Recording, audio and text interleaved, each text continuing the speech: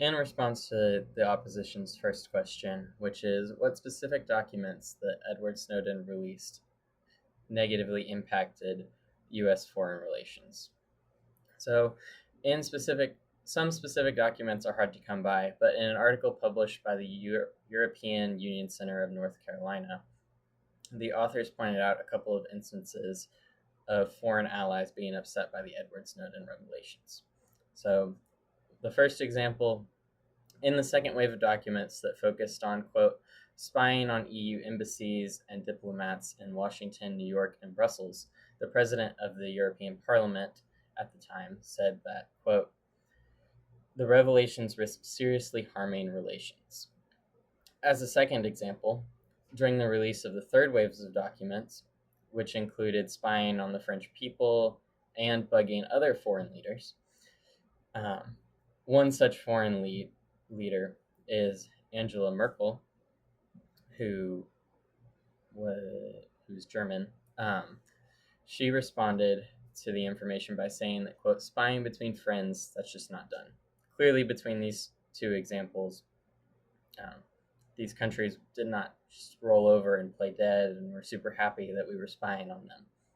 Um, the second question that the opposition asked are what actions have Russia and China done to make them clear enemies of the United States?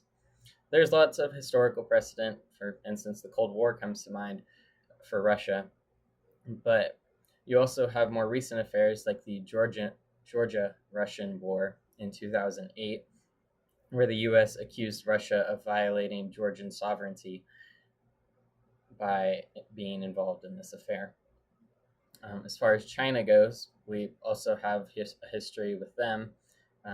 In the Korean War, China fought as allies to the North Koreans, who were in opposition to the South Koreans, who we were fighting for. And then additionally, in the Vietnam War, China supported the northern Vietnam against the United States. The opposition asked if there are other examples of countries other than China and Russia that protected and are currently protecting wanted American citizens, such as Edward Snowden. One example of this is the case of Jose Mauricio Rivera. This man fled to El Salvador in the year 1997 after committing homicide, specifically attacking his former wife. He remained in El Salvador until 2024, where he was sent back to the US. Another example is the case of Gary McKinnon.